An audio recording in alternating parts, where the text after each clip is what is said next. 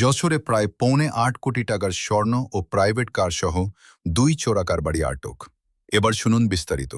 যশোরে প্রায় 7.25 কোটি টাকা মূল্যের 3.5 কেজিরও বেশি ওজনের 31টি স্বর্ণের বার ও একটি প্রাইভেট কার সহ 2 চোরাকার বাড়িকে আটক করেছে বিজিবি।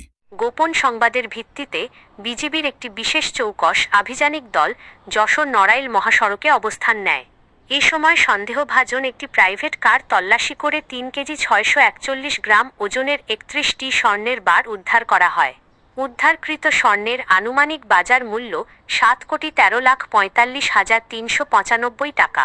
তিনি আরও জানান, আটককৃতদের কাছ থেকে স্বর্ণ ছাড়াও 54,50,000 টাকা মূল্যের একটি প্রাইভেট কার, 36,000 টাকা মূল্যের 3টি মোবাইল এবং নগদ 4,815 টাকা জব্দ করা হয়েছে।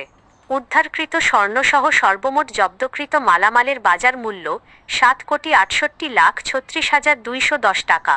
বাংলাদেশ জুয়েলার্স সমিতি বেজুস এর মাধ্যমে পরীক্ষা করে জব্দকৃত স্বর্ণের বারগুলো খাঁটি স্বর্ণ বলে নিশ্চিত করা হয়েছে।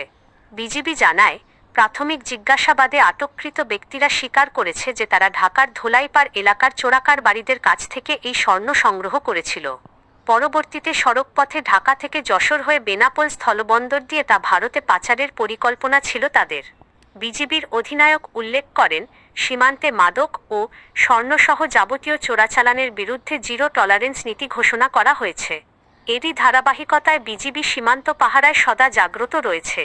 আটককৃত আসামি ও জব্দকৃত স্বর্ণ যশোর কোতোয়ালি থানার মাধ্যমে যশোর ট্রেজারিতে জমা করার প্রক্রিয়া চলমান রয়েছে বলে বিজিবি সূত্রে জানা গেছে।